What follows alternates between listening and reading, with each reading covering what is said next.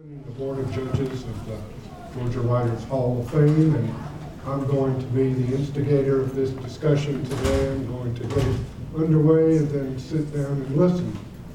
Very pleased to be here today with two people who are going to be inducted into the Georgia Writers Hall of Fame tomorrow, Taylor Branch and Janisse Ray.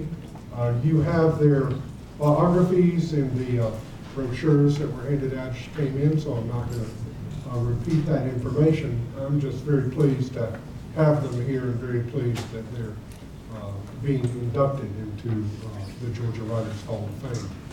I'd like to remind everybody that at 10:30 tomorrow in this room there will be an induction ceremony for these two individuals, as well as for Paul Hill and Vereen Bell, who will be inducted posthumously. And I'd like to thank all the people involved with the Georgia Writers Hall of Fame for setting up this event and maintaining the website and maintaining the organization itself. Skip Hewitt and Toby Graham and Leandra Nessel and everybody else involved with the library staff.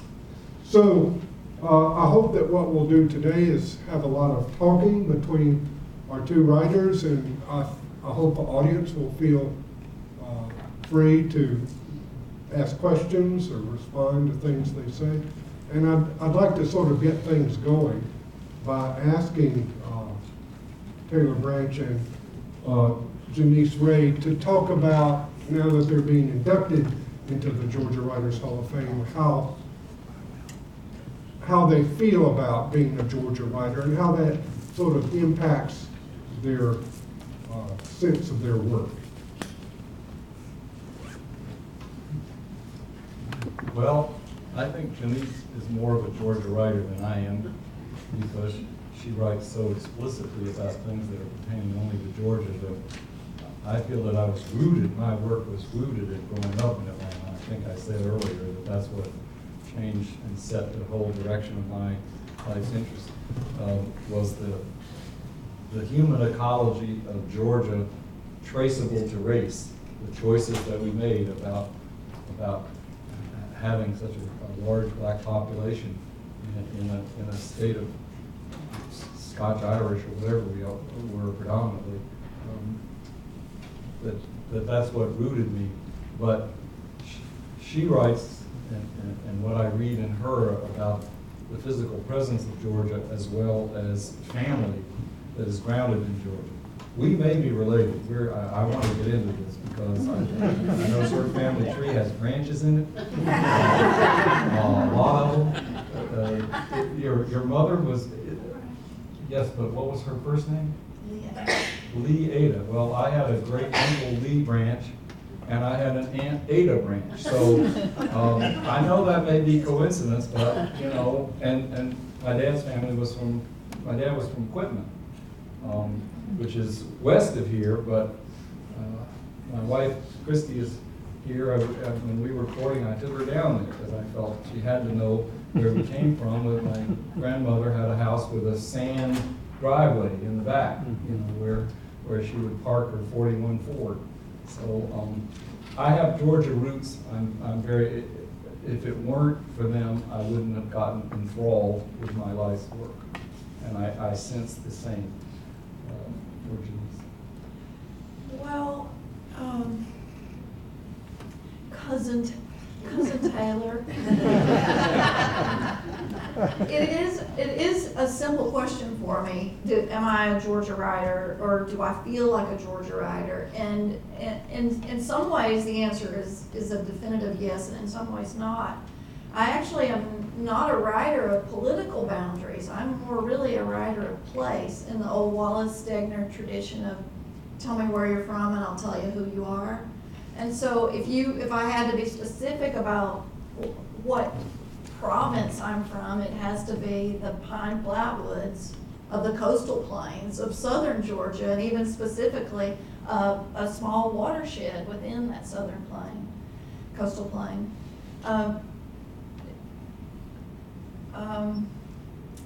maybe that's all that I should say. I'm not, some people are offended when they're called nature writers, and I'm not offended. I think right now to be writing about nature is to be writing the human story, that there's nothing more important that we can be writing. I'm not particularly, though, faithful to Georgia. I have lived here. I was born in Appling County. I left I left for school in Dahlonega, then I left at 20 to study in Florida, and I didn't come back for 17 years. And since then, we've mostly lived in southern Georgia. We now have a very gorgeous farm in Tattnall County and have picked out a place where the graveyard is going to be on the farm. So I suspect, you're going to be stuck with my bones for a long time. I love Georgia, but if I could choose where to be born, I probably would choose Montana. I'm so sorry to tell you that. Well, did they not cut down stuff in Montana? I mean, all those, is it true that we could go to Eglin Air Force Base and see a longleaf pine forest primeval, like what it's supposed to be? Yes, it's true. Yeah. We have a really fabulous landscape painter here. He's a dear friend of mine. He's here with his wife. He's Philip Juris, and he's sitting right there. And Philip goes out in nature all over the country. He's been painting the prairies of the Midwest, right below Chicago. He's been recently on Little St. Simon's Island, where he paints. You've probably seen his work. He paints these magnificent paintings. So Philip goes a lot into longleaf, old growth, virgin, ancient, longleaf pine forests, painting them, and you can see them. You don't actually have to go to Florida to do it, though. We have some virgin longleaf in Georgia. So in Appling County, we saved a forest called Moody Forest, which is on the Altamaha River, and you have an invitation, the two of you, to come and visit me, and I'll take you into an old growth longleaf forest. Is it anything like the redwoods in California? I mean, I know the trees aren't that large, but it's such a distinct world. Mm-hmm. No, they're not that big. I know. Yeah. But they're a lot bigger than standard pines. When we moved into our house in Atlanta in the 50s, we planted a whole bunch of white pines. Do you know the relation of white pines to? No, but I think the ecosystem that really comes closest would be the ponderosa pine out west. And they're about the same size tree. But, yeah. And I don't mean to make light of your question. It's a good one. The redwoods, so with the longleaf pine, there is a monoculture of upper story pine tree. But the biodiversity is in the understory. It has one of the greatest biodiversities of any place on the entire globe. And so you've got to really get down crawling around in it to appreciate the beauty of the pine flatwoods of the South. And I would say that's the difference between longleaf pine ecosystems and the redwoods. So let me ask you, talking about the kinds of writers you are now, how did you get to where you are now? How did you get started as writers? When did it occur to you that writing was going to be an important activity for your life? I was raised by a very fundamentalist, very religious man. And he didn't, when my sister was born, he threw away a television that he had bought 1 year before when he married my mother. That was 1957. And it's still in an old car in the junkyard. My dad could not stand all the guns flashing across the TV screen and all the violence. So it was that, I totally believe that it was that simple act that opened the door to me, for me and my family, of reading, the possibility of stories, the possibility of books, saving your life, introducing you to other lives.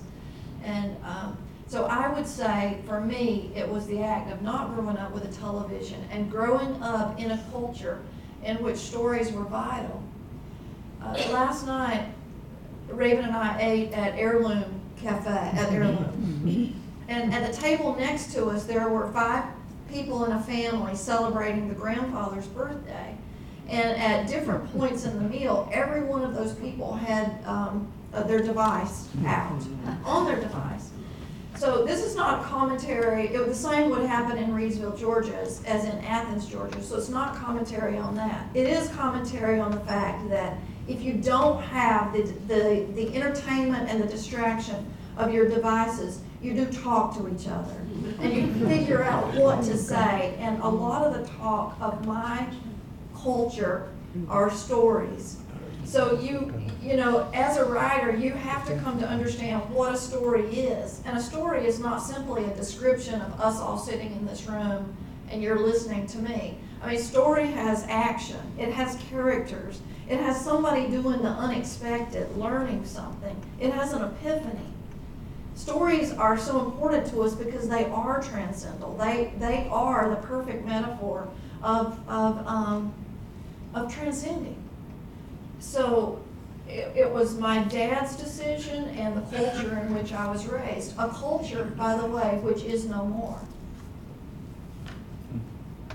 Your dad, though, also, I mean, I know this is impertinent for you to jump into why you started, but you quote your dad, some things your dad wrote, and he seemed like he was a very good writer for somebody who was not, who didn't call himself a writer, was not educated to be a writer. Mm-hmm. I don't know that he was a good writer. He very rarely wrote, but I do know that he understood a good story, as most of my neighbors and most of my family did. So the visits to the library saved my life as a child. And I could, from the time, I knew as a very young person that I wanted to be a writer. I knew that there was no other more honorable profession than me trying to do for others what had been done to me through words. We were recently talking about Marjorie Canaan Rawlings, who wrote The Yearling and Cross Creek. So now I have a new little girl. She's 11. She came into our family at 8, and we read to her every night. This child came from a very troubled past, and sometimes I think that the only thing that's going to save her is story, and the ability of a story to transcend this life, these memories, you know, this history. We are right now I'm reading to her The Yearling, and it's so important to me to reread it because I see that as a young child when I read it, I must have formed myself.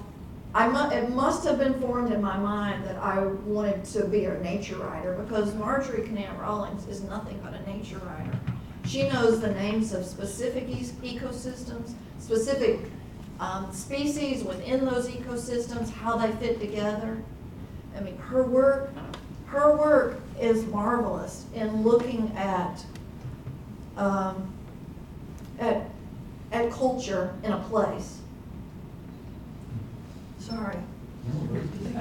I don't know that many writers in their genre, but by coincidence, when I was a young editor at Harper's Magazine in the early 70s, I edited some work by Annie Dillard. Mm-hmm. You know her? I mean, you remind me of her. I mean, the precision of writing. I mean, would you consider her a nature writer? Oh, yeah. I do too. She was great. She was a big Mets fan, though. She managed to take her baseball games. That was a surprise. I got into writing differently. I never had any aspiration or dream that I would be a writer until the summer of '69. I had already, by that time, I knew that the civil rights movement had changed the direction of my interests, and I wanted to know where it came from, and I read every book I could find about the civil rights movement, and to me, they were all like paper airplanes, floating over it with analytical constructs about who was militant and who was this and who was that, and I didn't feel anything. And I went down in the summer of '69 working for John Lewis, the guy in the front of the Selma March. He had 20 counties where they didn't have any contacts in extreme southwestern Georgia. I mean, not Albany. Albany is a metropolis. In tiny counties where they didn't even have anybody on their Rolodex.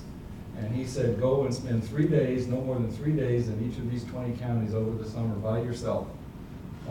And see if you can find anybody that's willing and able that you could recommend would run a voter registration project that we would fund.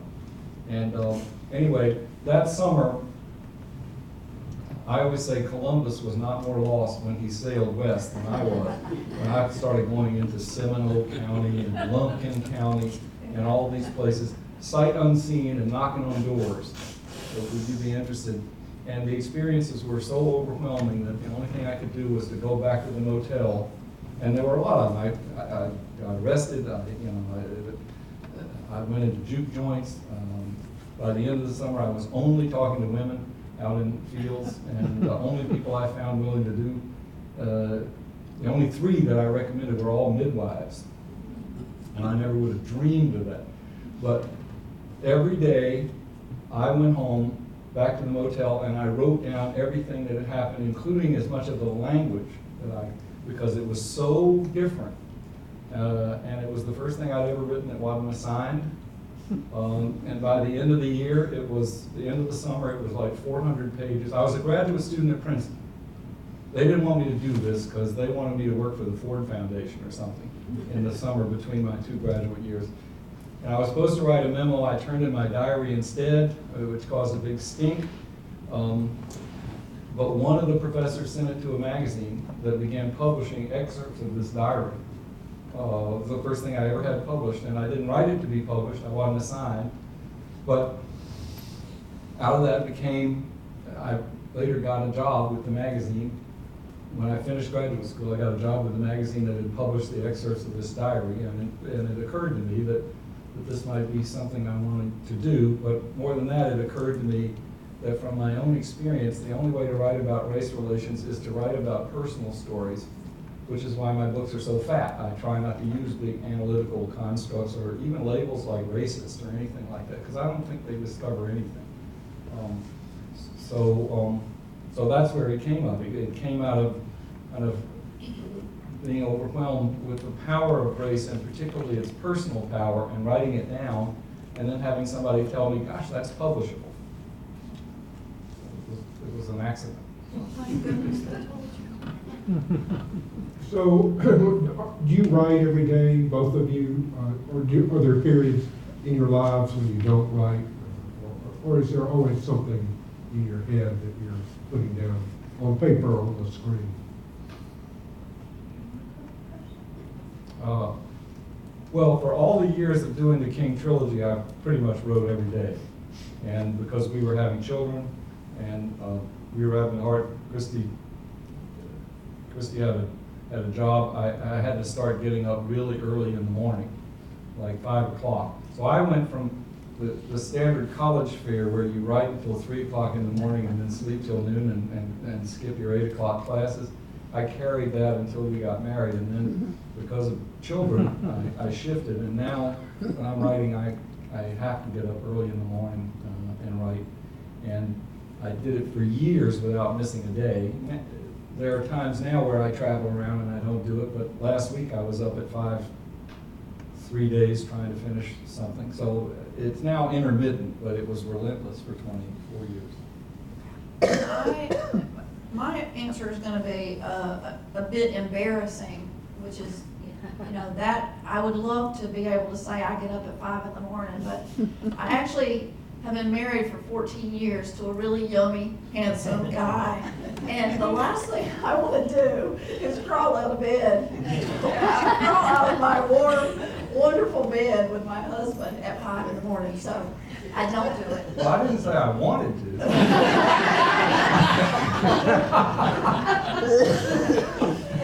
Well, I understand.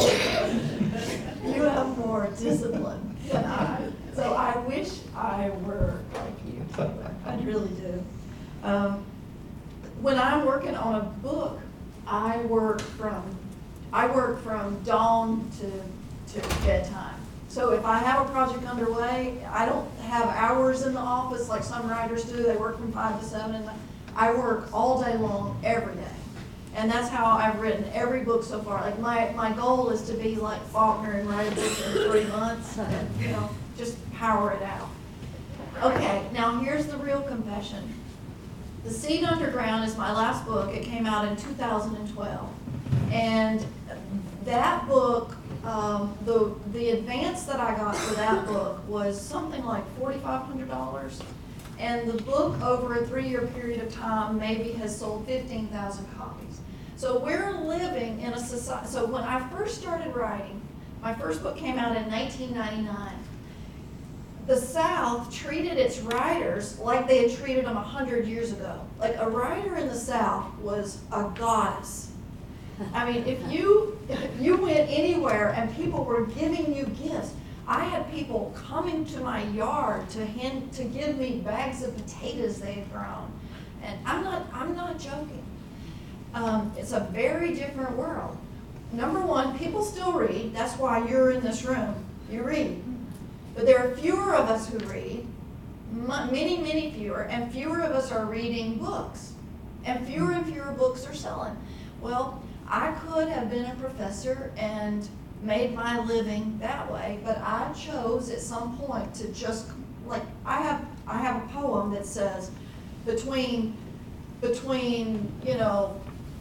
and art, I'll take art. Between love and art, I'll take art. Like, that's how passionate I was about my art when I was a young writer. And now I find myself in a place where maybe writing isn't the thing I'm supposed to be doing. So right now, for 3 years, I have been raising a child who was severely traumatized, and I have not really been writing at all. I taught a semester at Montana last winter and wrote one essay during the entire semester and taught one graduate level class. And honestly, I'm pretty happy. I cannot say that I am not full. Part of Hugh's question was, and do you have constant projects that you're thinking about and working on? And the answer is yes. But I will also tell you, the hardest job in the world to me is to write, because you have to nail your shoes to the floor below your writing desk and sit there. And that means that all the other lovely, yummy, warm things that are happening in this world that you want to experience, you don't get to experience. You can either go and experience your life or you can write about your life. And I'm 53, and at some point I just thought, I don't want to give it. Look, 15,000 people bought the last book. I'll be paid, the total money I'll make off of that 3 years' work is around the same amount, 15,000. And I'm also missing out on this and this and this, saying no to everything to sit and write. So that's the hard reality of writing. It is an incredibly difficult job. I agree with all of that. All of that, including that. One of the reasons I have to get up at 5 o'clock in the morning is because a lot of writing for me is stewing. Everybody has different styles and methods. I tend to stew until I write, and then I'll cut some, but I don't restructure or start over. And so I stew until I have a pretty good idea what I want to do. And I found that if I don't start stewing in the morning until after breakfast, then intrusions come and emails come and people come, and pretty soon, while I'm still stewing, haven't written anything, it's lunchtime, and then the afternoon comes, and there's that terrible feeling when I lose heart because I think I'm going to get no momentum writing this day. And that one reason I didn't start it that way. I started it to get up at 5 o'clock in the morning because I needed time before the kids got up. But now that stewing before interruptions is really key, because even if I don't write very much, I come back up after breakfast with some little sense of momentum, so that I can have a day that I don't have to be ashamed of. So, I agree. What kind of, given who you are and your personalities, what's the biggest problem that you have as a writer? You have to deal with when you write. I'm going to jump in. Mine is myself. I read the people whose work I admire with all my heart. I read, Faulkner and Toni Morrison and on and on and on. And I want to be a great writer. And So when I sit down, so your work is in the stewing, my work is in revising. So I know when I start a project, I'm gonna have many, many revisions, and it's just what's laying ahead of me is a lot of hard work. But that first hurdle where I look at the first paragraph or the first page and I think, this is just so awful. That's the hardest part for me. I think for me, often the hardest thing is that I know that I'm writing about a subject for which even people of ample goodwill are resistant to. That race is something that makes people nervous, and that it's really hard to try to communicate the enthrallment that I see through personal experience across racial boundaries. And no matter how convinced I am that it's the pathway to discovery and progress, it's hard to break through that. It's hard to figure out ways to make a difficult subject attractive. And I'm always looking for some magic potion, some incredible metaphor or but it's not in the hook, it's not in the lead, it's not even in the, I do believe that ultimately cumulative details have the power to convert in race relations if they're personal. But how do you get somebody to absorb cumulative details? How do you hook them? I mean, we're professional writers. Nobody has to read the next paragraph. I mean, and that's what you always have to have in your head if you're writing. Is I'm writing that. All of you in my mind when I write, what's going to keep them motivated to read another paragraph? And when race relations is your major subject, that's not easy.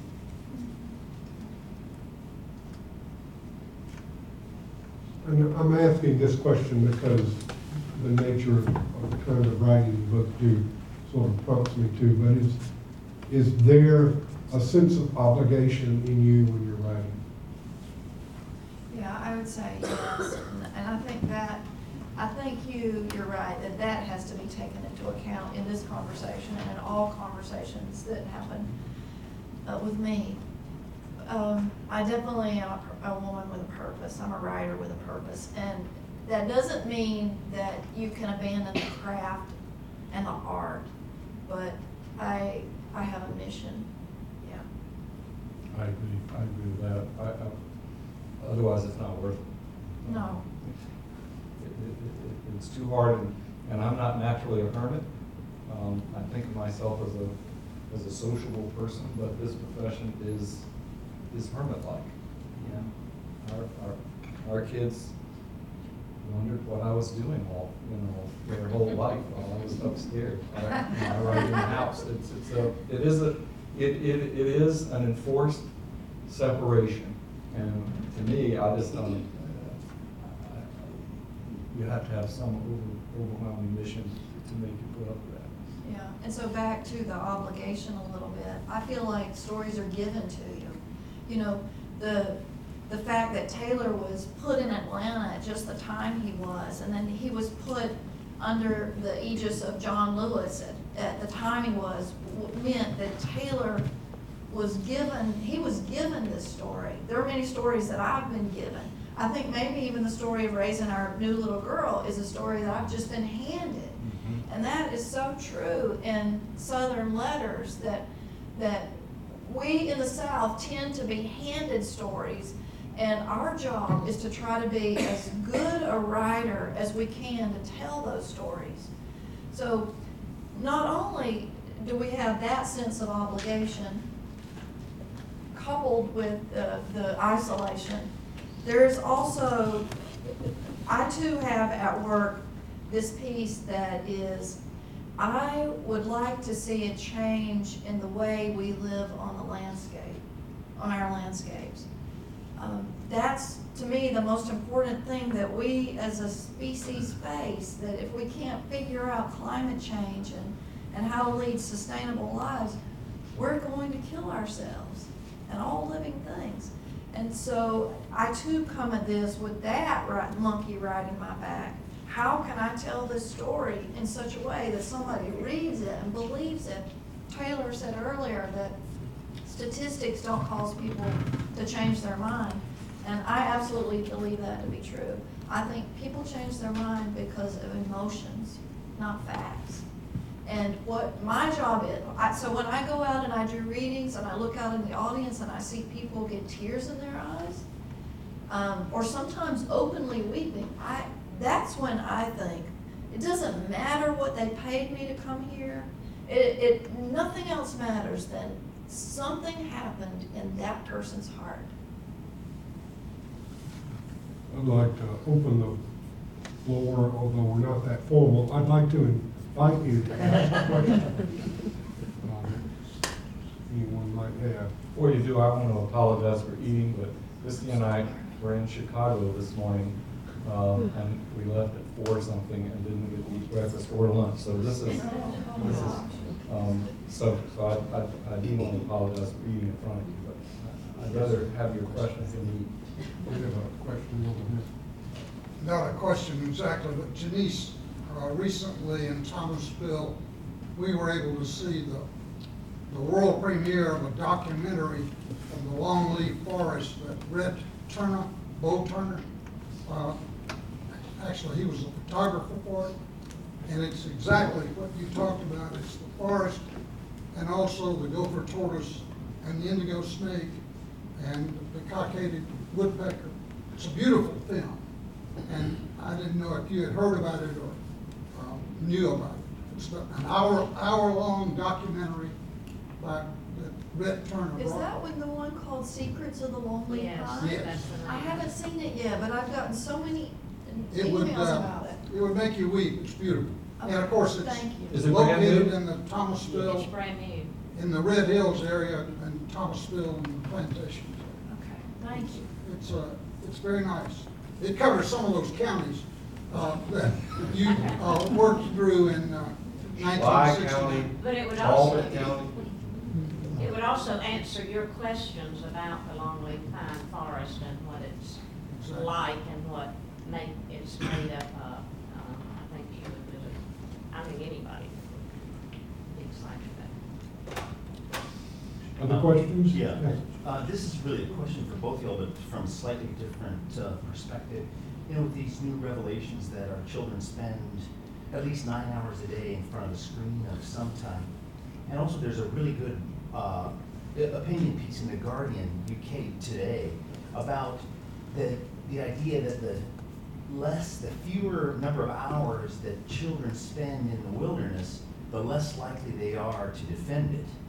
And I think, Janisse, that question is for you, if you noticed that, but also, Taylor, the segue is into the socio-political realm, that we're feeding it this endlessly long buffet of empty calories, and without any experience with the true wilderness of a true democracy, are our young children going to defend it? Well, I'd rather get back to the food, but I think there's always a danger that people take democracy for granted, and that we have a culture of there's always a temptation to be a consumer rather than a citizen, and to have your complaints and say that government is, the political system is just there to answer your complaints or to provide you with an opportunity to fuss. So yes, I think that's very dangerous.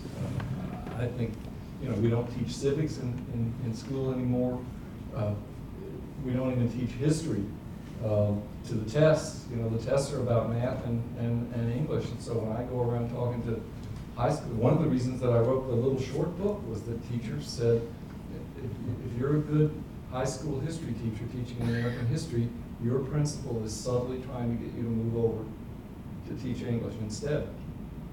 Not for sinister reasons, but for survival reasons, because your school's future depends on subjects that don't include our heritage. And I think history is the only way that people have a chance to know and really take responsibility to me, one of the most amazing things about the civil rights movement is how steep the people who had gotten the boot hill of democracy and never been excluded from it, how deeply they went into democratic theory as their engine for and I don't sense that very much these days. So no, I'm frightened. I'm frightened about that.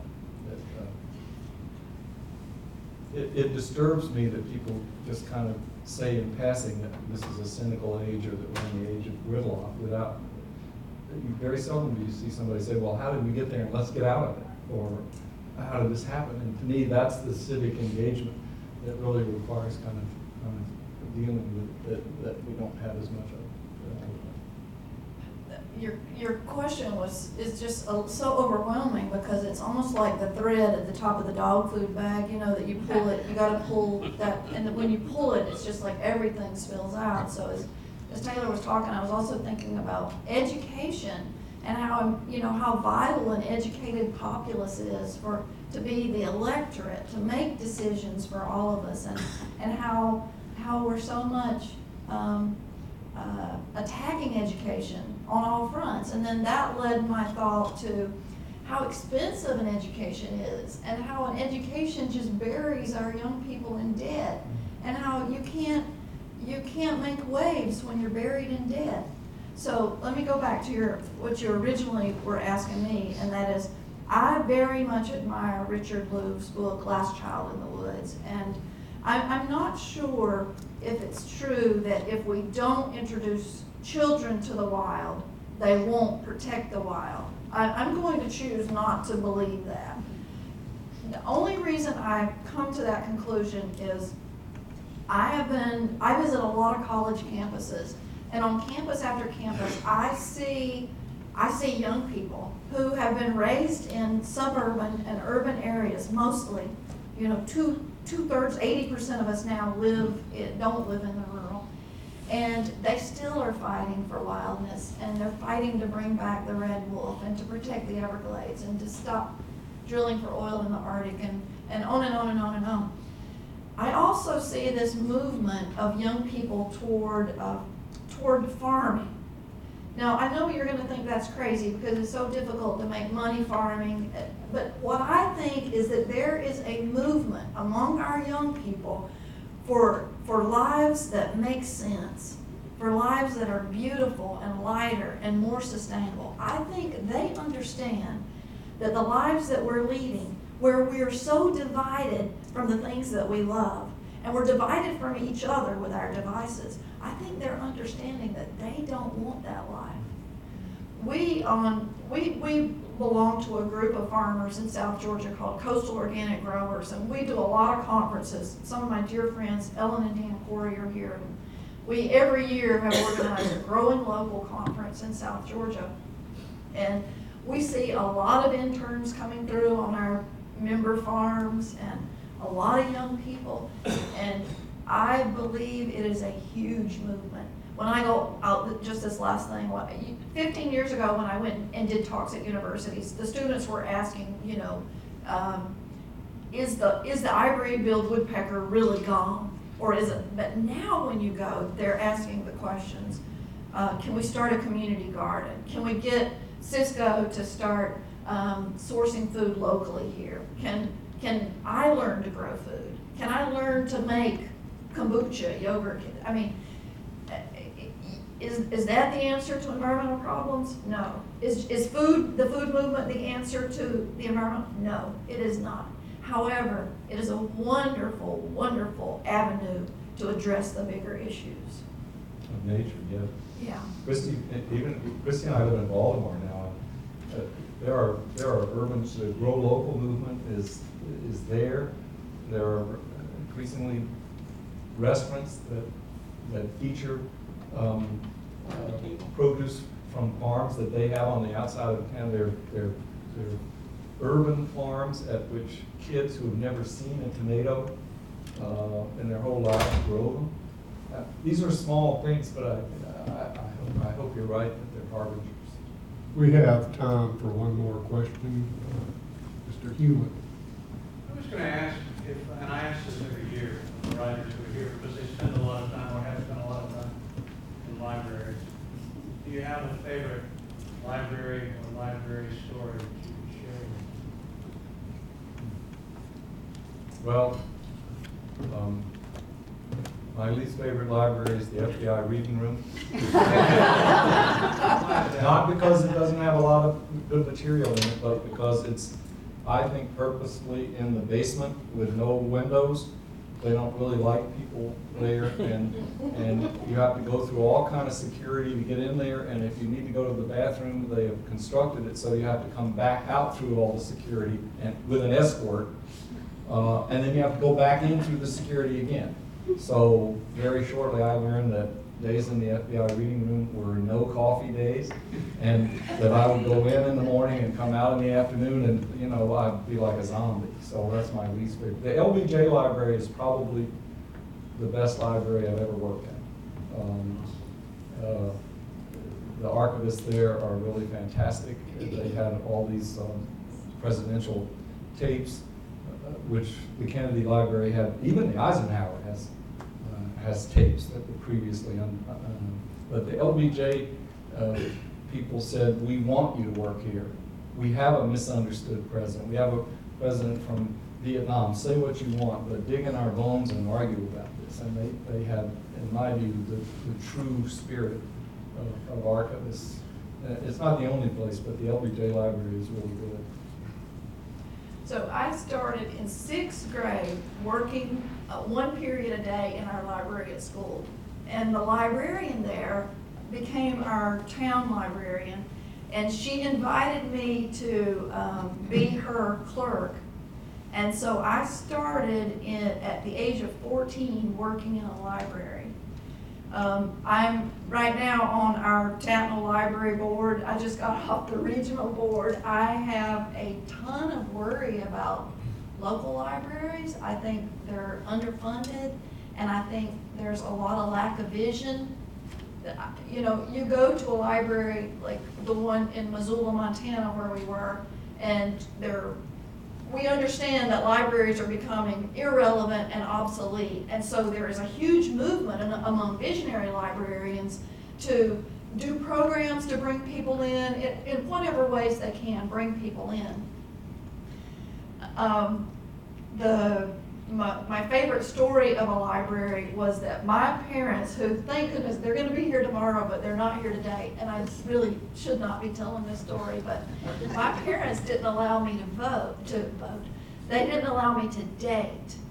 So I had to be like out of their house on my own before I could date anybody. But I met at our public library a man who was 12 years older than me when I was in high school. So I was 17 and he was, whatever, 32? Does that add up? 31? And the way that I saw him my entire last half of senior year was that he came to the library on Saturday mornings, which was open from 9 to 12. And you can imagine not many books got shelved during that time, but it was really a wonderful time in my life. And interestingly enough, that man is still our friend, and he's been a lifelong friend of mine and is now Raven's friend. He was visiting us maybe a month ago. A really wonderful, beautiful person that I started a relationship with in our library. Can't match that. So this has been a really wonderful discussion. I'd like to thank Taylor and Janisse for their comments and for being here, and look forward to the induction ceremony tomorrow, and thank to all of you for coming out.